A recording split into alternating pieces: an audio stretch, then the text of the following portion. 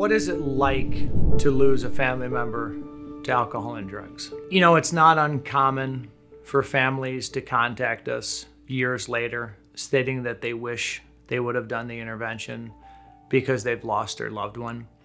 And the feedback that we get from families varies across the spectrum. So if anybody watching this judges my comments, I'm just telling you what some of the family members have told me.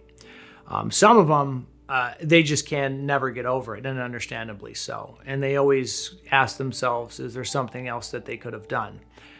That absolutely is our mission statement, is to provide every family with closure, knowing that regardless of the outcome, they know that they did everything they could to stop it. And that's all you can give yourself when you have an addict or an alcoholic in your life that won't stop. There's families whose loved ones have died well after they've gone to treatment.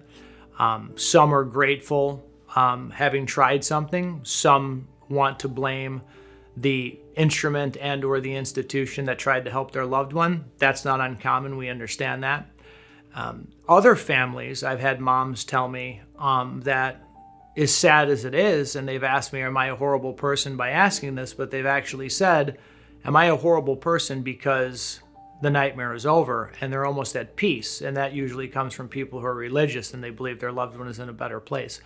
So I can't tell you how you would react because everybody's different and everybody goes through the cycles of grief in a different way.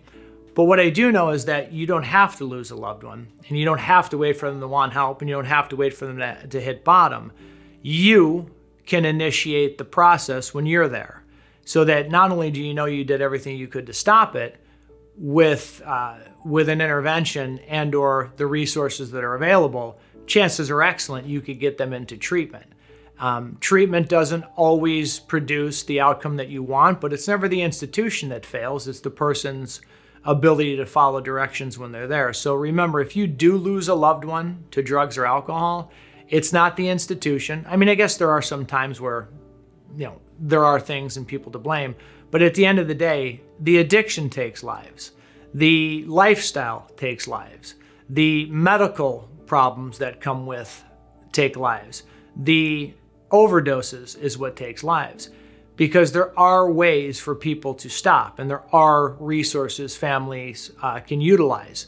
So if you have lost a loved one to addiction, or you're asking what is it like, I can tell you from talking to the family members that have, that it's not fun. There's no part of that you hear that call and you don't think, what could we have done? And we're talking about people who never even hired us. Like, could we have pushed harder on the phone? Because I've had families even say to us, you're awfully pushy, aren't you? It's like, well, there's a life at stake. So yeah, kind of. I mean, I have to fight harder than you and them than you're willing to fight to do this, because of the maladaptive coping skills and the fears that have been acquired by the addiction that keep you in a perpetual holding pattern to do nothing.